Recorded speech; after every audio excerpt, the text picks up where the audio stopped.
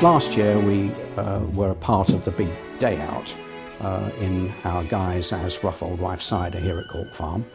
But as Rough Old Wife Cider, we are members of the Chilham Tourism and Retail Group.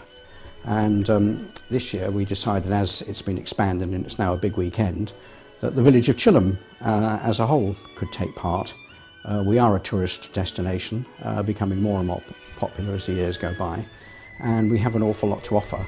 And I think we're the only participant that is actually offering a big weekend rather than two separate big days out, because our bed and breakfast providers in the village have got together to offer some super deals for people to actually stay here in the village and enjoy it for a couple of days, because it does take more than a day to actually find your way right round to all it has to offer. Well, Chilham is most famous for its medieval square, which has been used many times on TV and also by the film industry for various things like Miss Marple, Poirot, the Canterbury Tales. It is the most perfectly preserved medieval square in the southeast of England. And not only that, it's the only nucleated square in England. Nucleated means that all of the roads in the village lead into the square, so the square is a nucleus. Chilham has a lot more to offer. It has a castle grounds, which are open to the public on certain days of the year, fairly rarely, but for the big weekend, tours of the castle gardens are going to be conducted by Michael Peters, who is the castle archivist, and also by Tessa Wheeler, who is the castle chatelaine.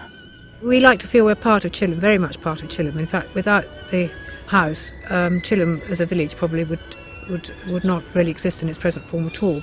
Originally, all the dwellings in Chilham would have been owned by whoever owned the castle at the time, and a village square would have been constructed entirely with a view to its position regarding the castle. And so we're very much part of the village, and we like to feel we are part of the Chilham big weekend. The house was built in 1616. And during the big weekend, we will be having conducted tours on both days of the grounds of the castle, explaining the history of the place and how the house has changed over the centuries, and how the garden was constructed with these three big terraces behind me, which were laid out at the time that the house was built. And then down the bottom is a lake, which it's not a natural lake. There was a pond there, and then it was dug as a lake by the Victorians in the 19th century. And then beyond that you've got views of Juliberry Down, which was settled by the Romans originally. And it is a very staggering view, very unusual in this day and age to have such an uninterrupted view, particularly in this part of Kent, which is so overpopulated. At one end of the square we have, of course, the castle. At the other end we have the church, which the vicar has very kindly offered to open up the tower. Most unusually, because it's normally closed to the public.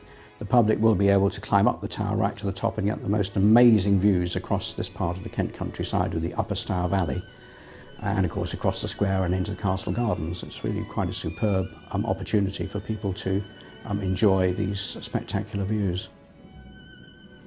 We also have organised a tour of the village by local historian Tom Reed, which includes such interesting sites as the Elephant House, which is where the elephants used to live, who were used on the Chilham Castle estate in the old days for hauling timber and various other heavy duties.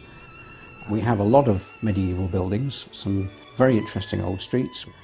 We have one of the oldest burial barrows in the country at Juliberry Down, and of course we have 2 or 3 different pilgrims' ways which wend their way through the village. We have lakes, which are mainly used for fishing.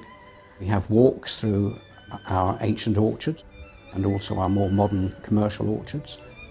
We have bike rides, we have horse riding. We have the gift shop, of course, in the square. We have Shelley's tea rooms, who are doing a special 2-for-1 cream tea deal. And of course, with the big weekend, we have a range of local hostelries who all offer superb dining and accommodation. We have Badger's Hill Farm, which is a visitor attraction in its own right. And of course there's the Rough Old Wife Cidery, who are also part of the Chilham Big Weekend. We're lucky here in that the apples are obviously all from the orchard which is on site, so I guess the first thing we're going to do is to obviously show people the trees that we have and the apple varieties that we have. Then bring people back into the cidery, where we will go and explain to them the whole process, collecting the juice, and then we adopt really the ancient method, which is to ferment and mature in whiskey barrels, oak barrels. So it gives a nice flavour to the cider. And we'll explain a little bit about how real cider takes 6 to 8 months to fully mature. So I think the cider has more connotations towards a vineyard than anything else. The fact that this year we have 2 days means that we can allow more people to see it. It gives people an opportunity to see more than one thing on the same day. The tour here lasts, anything from around about an hour or so, hour and a half. Then that gives opportunities for people to go elsewhere. So somebody who wouldn't necessarily come to Chilham just for one attraction, I think can really benefit from being able to extend their day and experience the other attractions that we have and stay longer. If it's village life you're after, Chilham can't be beat. It has just about everything that a Kent village could offer. What more could you want?